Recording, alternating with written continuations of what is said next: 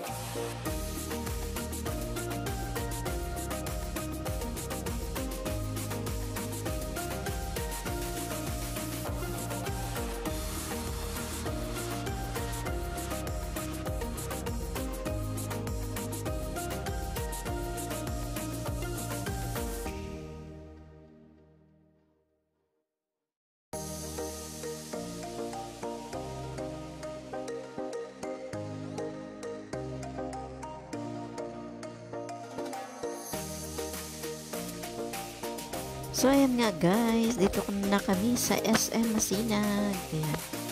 Dito yung start ng LRT guys. Pinakadulo from Recto.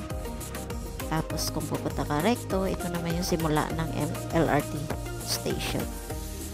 So, kung gusto mo nang mabilis ang biyahe, papuntang Recto, Cubao, Katipunan, kung saan-saan.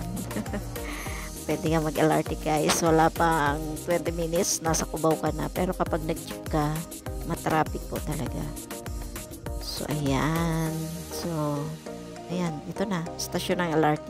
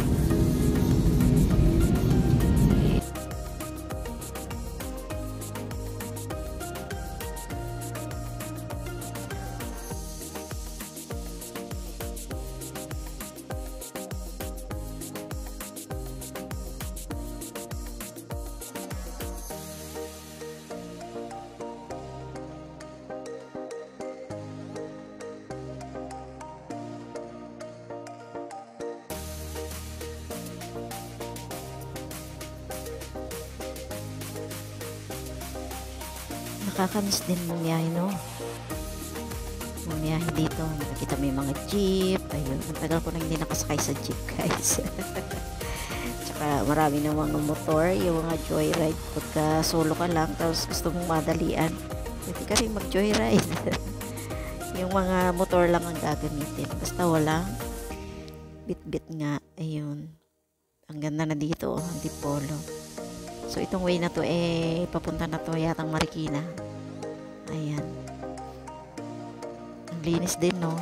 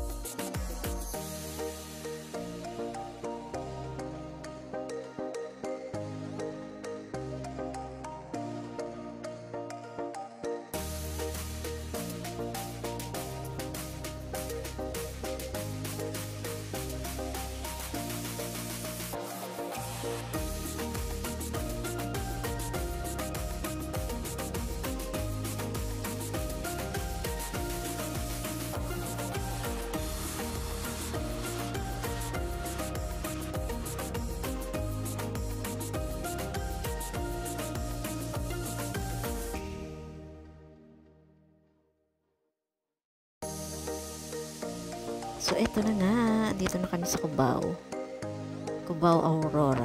Ayan. Kaya marami medyo marami ng sasakyan. At kami ay nasa Cubao na. Tapos yung terminal ng bus papuntang Baguio. Andun pa sa New York. New York Street ba yun? Hindi ko alam. Basta New York. Wala yun sa ibang bansa, guys. New York Street lang yata yun.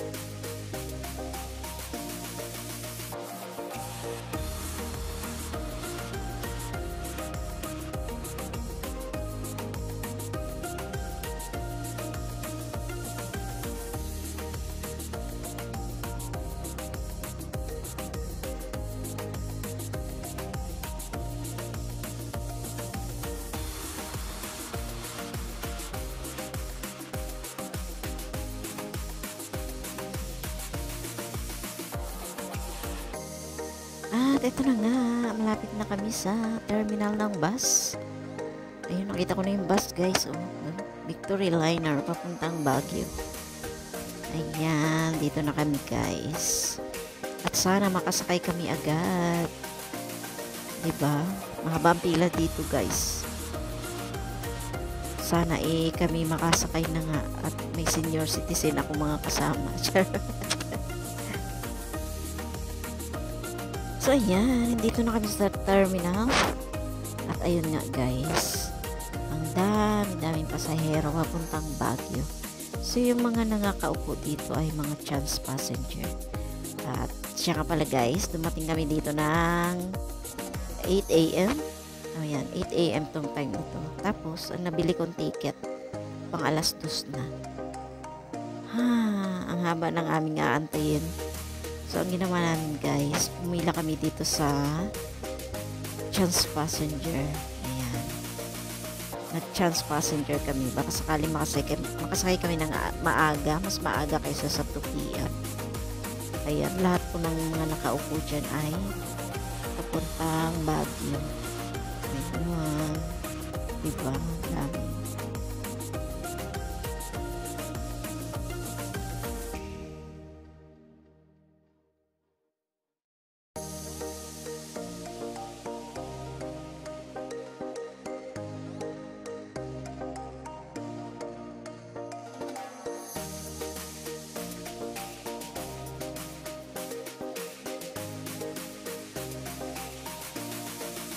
So, ayan. Sila nga pala yung mga katabi ko, guys. Yung nakapink na nasa gitna is pangalawa namin. Tapos itong katabi ko, pang-5. Tapos yung katabi ng anak ko, pang-6. Tapos ako yung bunso. Tapos yung nasa dulo yung anak ko. Ayan. Tuwa sila kahit alas 2 yung ticket namin. Di ba? Masaya naman kami kasi makakapunta kami yung Baguio. Kahit na magantay ng matagal, okay lang. So, first time nga pala namin bumiyahe ng magkakasama. Ayan. Bumiyahe ng malayo na kasama sila. First time ko din. So, ayan. Nagkakagulo na sila. Ayan. Baguio pa more.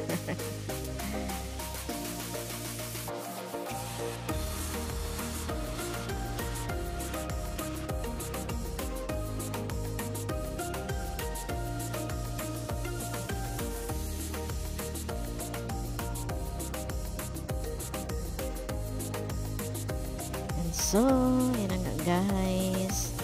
Merong bakante dito sa bus. At nakasakay na kami, guys. As chance passenger. Dahil 5 kami, ayun. Buti na lang may bakantik 10 at napasama kami dito sa nakasakay. Pang 11 ng umaga. So, ayan. Excited nang makarating sa Baguio. Tingnan lang natin kung hindi kami mapapagod. Tsaka, ayan. Ang dating daw namin doon, guys, ay pang 6 p.m. pa. So, 6 hours na biyahe. So yun, hanggang dito na lang guys. Thanks for watching. Bye bye.